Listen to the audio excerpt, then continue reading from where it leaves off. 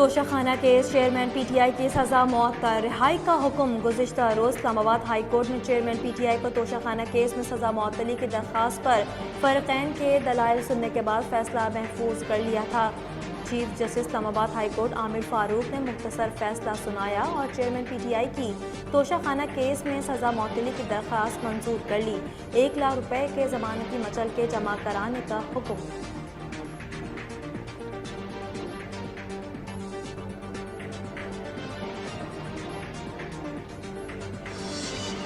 Chairman PTI की रिहाई में रुकावट। साइफर केस में गिरफ्तार कर लिया गया। चेयरमैन पीटीआई 30 अगस्त तक जुडिशल रिमांड पर हैं। ऑफिसर सीक्रेट एक्ट अदालत के जज अबुल हसनाज जुल्करनैन का फैसला।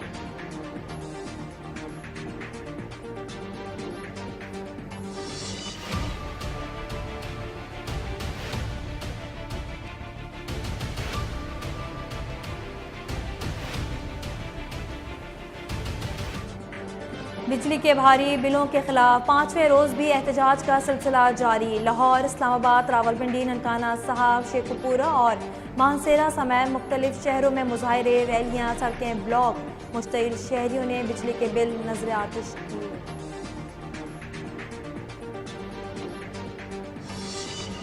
पावर डिवीजन ने बिजली बिल में रिलीफ के लिए तजवीज़ तैयार कर ली। बिल की अदायगी एक साथ में करने, भारी बिजली बिल्स की अदायगी सर्दियों के महीनों में अदा करने, जबकि घरेलू सार्फिन को बिजली बिल्स पर वन स्लिप बेनिफिट देने की तजवीज़ दी गई है। बिजली बिल्स पर सेल्स टैक्स और इनकम टैक्स खत्म करने पर वजारत खजाना की राय लेने की तजवीज़ दी गई है।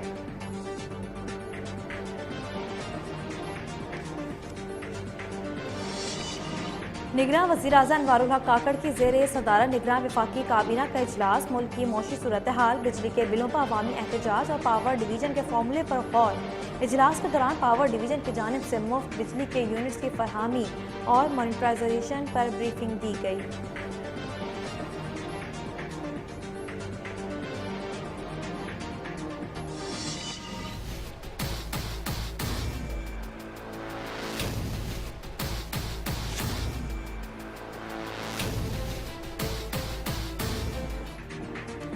कराची शहर में डकैती की वारदातें थमने का नाम नहीं ले रहीं। शालतीफ टाउन में डाकुओं ने एक और शहरी की जान ले ली। 32 साला याकूब अहमद को घर के बाहर डकैती मज़ाहमत पर सर में गोली मारी थी। मौके पर मौजूद अफराद ने डाकू को पकड़ लिया, जबकि दूसरा मौके देखकर फरार हो गया। शहर में दंदनाते डाकू रवां बरस डकैती के दौरान 93 अफराद की जिंदगियां छीन चुके हैं।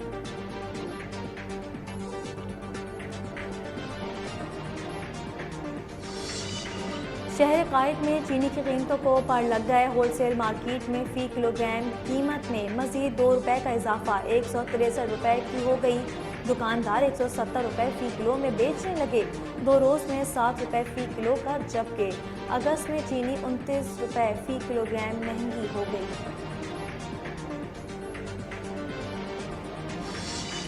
यकम सितंबर को सिंध भर में आम तातील होगी। हज़रत शाह अब्दुल लतीफ़ भिटाई रहमतुल्लाह अलैह के उर्स पर ऐलान, नोटिफिकेशन जारी कर दिया गया। रावलपिंडी में खौफनाक ट्रैफिक हादसे में 5 जिंदगियां चली गईं, जबकि 6 अफराद जख्मी हुए। जहां बहक अफराद में एक खातून भी शामिल। हादसा उम्रे से वापसी आने वाली फैमिली को पेश आया। इत्तला मिलने पर इमदादी टीमें जाए हादसा पर पहुंची। लाशों और जख्मियों को करीबी अस्पताल मुंतकिल कर दिया गया।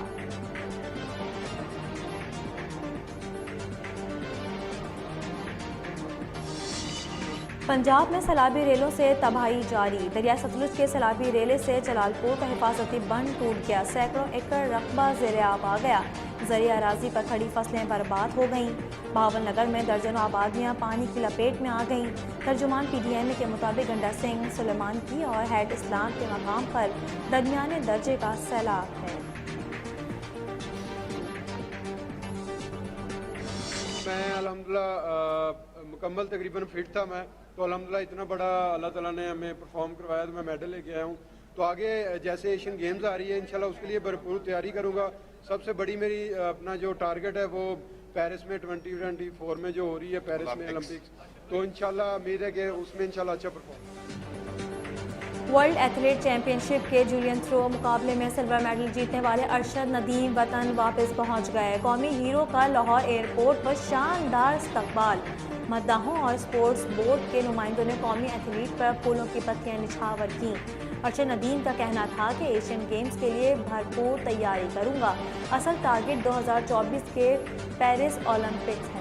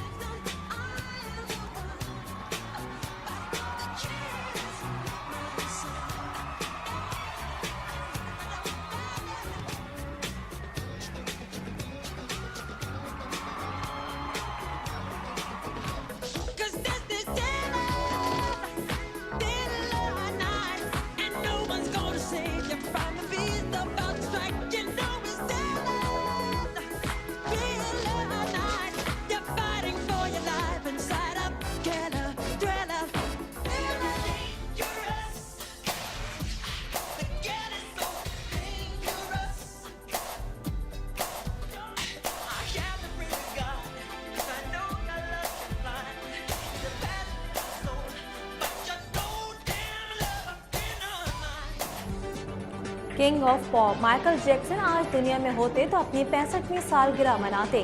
अमरीकी तारीख के कामयाब तरीन मौसीकार जिसका फ़न 40 सालों तक मरकज़ निगाह रहा और आज जिसका नाम Guinness book of world record में एक नहीं कई हवालों से दर्ज है।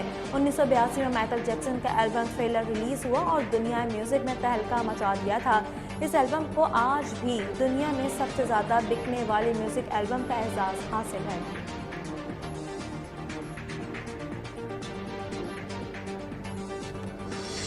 You know the drill.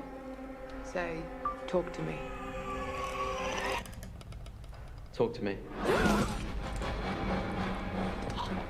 Seconds, get it off him! Shut it. Delete it. Delete it, come on! What was it? What? I don't know! I let you in. I let you in.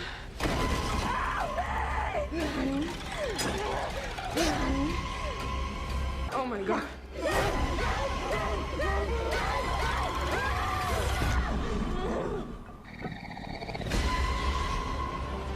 और Hollywood horror thriller movie Talk to Me का trailer जारी। Film 3 अक्टूबर को cinema घरों में सनसनी फैलाने आ रही है।